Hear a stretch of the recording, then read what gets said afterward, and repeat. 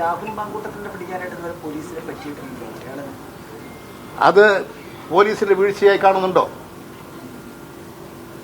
നിങ്ങൾ അതിൽ കാണേണ്ട ഒരു കാര്യം, രാഷ്ട്രീയം സംശുദ്ധമായിരിക്കണം, രാഷ്ട്രീയത്തിൽ മാന്യതയുണ്ടാകണം, രാഷ്ട്രീയ നേതൃത്വം സംശുദ്ധമാകണം. വ്യക്തിപരമായും സാമൂഹ്യമായും എല്ലാം എത്ര വലിയ ജീർണതയാണ്. യൂത്ത് കോൺഗ്രസിൻ്റെ സംസ്ഥാന അധ്യക്ഷൻ ഒളിവിലാണ്. നിങ്ങൾ അത് പറയോ ആദ്യം? പിടിക്കേണ്ട കാര്യം രണ്ടാമത്. ഒളിവിലാണ് പോയിരിക്കുന്നത്. MLA ഒളിവിൽ. എന്തിനാ? ഗാന്ധിജി നടത്തിയതുപോലെ ജനങ്ങൾക്ക് വേണ്ടി സമരം നടത്തിയിട്ടാണോ? ഞാൻ ആ കാര്യം പറയുന്നില്ല. എനിക്ക് തന്നെ പറയാൻ ഒരു ലജ്ജ തോന്നുന്നു. ഒരു രാഷ്ട്രീയ നേതാവ്, കോൺഗ്രസിൻ്റെ പ്രമുഖനായ കേരളത്തിലെ പ്രമുഖ നേതാവ്, യുവ കോൺഗ്രസിൻ്റെ നേതാവ് എന്താ ചെയ്തത് നിങ്ങൾക്കൊക്കെ അറിയാം. എന്നിട്ട് എന്ത് ചെയ്തു? ബാംഗ്ലൂരിൽ നിന്ന് മറ്റൊരു നേതാവിനെ എബോർഷൻ നടത്താനുള്ള മരുന്നിന് വാങ്ങിയിട്ട് കൊടുത്തേക്കുന്നു. ഇതാണോ യൂത്ത് കോൺഗ്രസ്സുകാരുടെ പണി? നേതാവ് ഇത് ചെയ്യുക, ഗുളിക വാങ്ങാൻ അനുയായി നടക്കുക. ഇങ്ങനെ അധപ്പതിച്ചൊരു പാർട്ടിയെ കാണുമോ? അതിന് എങ്ങനെയാണ് ഒരു രാഷ്ട്രീയ പ്രവർത്തകന്, ഒരു സാമൂഹ്യ പ്രവർത്തകന്, ഒരു സാധാരണ ജനതക്ക് അതിനെ അംഗീകരിക്കാൻ കഴിയുക? പരസ്യമായി അംഗീകരിക്കുകയല്ലേ? സ്ത്രീയെ വേട്ടയാടുകയല്ലേ? എത്ര ഹീനമായ കാര്യമാണ് നടക്കുന്നത്. നിസ്സഹായരായ സ്ത്രീകളെ വേട്ടയാടുന്നു. മാധ്യമങ്ങൾ ഉപയോഗിച്ച് രാഷ്ട്രീയക്കാർക്ക് പലതും ചെയ്യാൻ സാധിക്കുമായിരിക്കും. പക്ഷെ ഇവിടെ നീതി സംരക്ഷിക്കപ്പെടണം. സംശുദ്ധമായിരിക്കണം രാഷ്ട്രീയം. നേതൃത്വത്തിൻ്റെ എന്ത് മാതൃകയാണ് അവർക്ക് സന്ദേശമായി കൊടുക്കുന്നത്? ഇതാണോ കോൺഗ്രസിൻ്റെ മഹത്തായ അവരുടെ അണികൾക്ക് കൊടുക്കേണ്ട ധാർമ്മിക മൂല്യം? അതാണ് ചിന്തിക്കേണ്ടത് കോൺഗ്രസ് പാർട്ടി. ഏറ്റവും കോൺഗ്രസിൻ്റെ അങ്ങേയറ്റത്തെ അധപ്പതനം കേരളത്തിൽ വന്നുകൊണ്ടിരിക്കുകയാണ്. അത് നാശോന്മുഖമാവുകയാണ്. അത് വേഗത കൂടിക്കൊണ്ടിരിക്കുകയാണ്, പ്രത്യേകിച്ച് ഇന്നത്തെ രാഷ്ട്രീയ കാലാവസ്ഥയിൽ.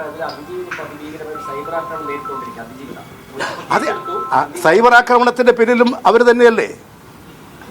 അദ്ദേഹം പറയും, സ്ത്രീത്വത്തെ അവമാനിക്കുക, നിസ്സഹായായ സ്ത്രീകളെ ആക്രമിക്കുക, ഇല്ലാത്ത കഥകൾ പ്രചരിപ്പിക്കുക, കേസിനെ വഴിതിരിച്ചു വിടാൻ ശ്രമിക്കുക.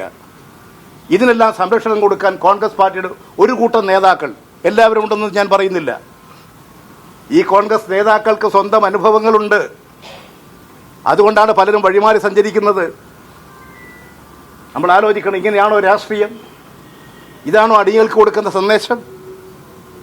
ഈ വൃത്തികെട്ട രാഷ്ട്രീയത്തെ എല്ലാവരും ശക്തമായി അപലപിക്കേണ്ടതായിട്ട് ആവർത്തിക്കാൻ അനുവദിക്കപ്പെടാൻ പാടില്ലാത്തതാണ്. അതിനെ ന്യായീകരിക്കുക, സംരക്ഷണം കൊടുക്കുക, ഒളിവിൽ പാർപ്പിക്കുക, എന്തൊക്കെയാണ് രാഷ്ട്രീയത്തിന്റെ മറവിലൂടെ നടന്നുകൊണ്ടിരിക്കുന്നത്? പ്രതിയെ വേഗത്തിൽ പിടികൂടേണ്ടത് പോലീസല്ലേ? പ്രത്യേകിച്ച് ബുധനാഴ്ച മുൻകൂർ ജാമ്യ ഹർജി വരുന്നു. കാത്തിരിക്കുക. കേരളത്തിലെ പോലീസ് അതിസമർത്ഥമായി പ്രവർത്തിക്കുന്ന പോലീസാണ്. നിയമപരമായും എല്ലാ തരത്തിലും കാര്യങ്ങൾ ശരിയായ നിലയിൽ നിരീക്ഷിച്ച് ശരിയായ നിലയിൽ സമീപനം സ്വീകരിക്കുന്ന പോലീസാണ്. അവരെടുത്തു ചാടില്ല, തെറ്റായ നിലപാടുകൾ സ്വീകരിക്കില്ല. അതാണ് ഈ ഗവൺമെന്റിന്റെ ഒരു നയം. പാലക്കാട് MLA വെള്ളത്തിൽ പ്രശ്നമുണ്ടോ? ആഫീസും പൂട്ടി പോയില്ലേ? MLA കണ്ടവരുണ്ടോ? ഒളിവിൽ നേതാവ്, രാജ്യസേവന ഒളിവിൽ. നിങ്ങൾ അതിനെ എതിർക്കൂ, ആ നടപടിയെ എതിർക്കൂ. ഇന്ന് നമ്മുടെ മുമ്പിലുള്ള പ്രശ്നം അതാണ്.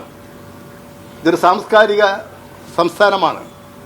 കേരളം ഉയർന്ന സാംസ്കാരിക ബോധമുള്ള ഒരു ജനതയുടെ നാടാണ്. സ്ത്രീത്വത്തെ ബഹുമാനിക്കുന്നൊരു നാടാണ്. ഈ പറയുന്ന ഈ കോൺഗ്രസിൻ്റെ യുവ നേതാവിൻ്റെ പിന്നാലെ നടക്കുന്നവരില്ലേ? അവർക്ക് പെൺമക്കളും കുട്ടികളൊക്കെ ഇല്ലേ? എല്ലാവരും ആലോചിക്കുന്ന നല്ലതാണ്. ഇത്തരം സംഭവങ്ങളെ പ്രോത്സാഹിപ്പിക്കാൻ പാടുണ്ടോ? സംരക്ഷിക്കാൻ പാടുണ്ടോ? ന്യായീകരിക്കാൻ പാടുണ്ടോ? രാഷ്ട്രീയത്തിൻ്റെ മറവിൽ എന്തൊക്കെയാണ് ഇവിടെ നടത്തിക്കൊണ്ടിരിക്കുന്നത്? ഇത് കേരളത്തിലെ ജനത തിരിച്ചറിയും. അത് ഈ തെരഞ്ഞെടുപ്പിൽ ശക്തമായി പ്രതികരിക്കും. ഈ വൃത്തികെട്ട രാഷ്ട്രീയത്തെയും അതിന് സംരക്ഷണം കൊടുക്കുന്ന കോൺഗ്രസിനെയും UDF-നെയും ജനങ്ങൾ പരാജയപ്പെടുത്തും. അതായിരിക്കും ഈ തെരഞ്ഞെടുപ്പിൻ്റെ ഫലം.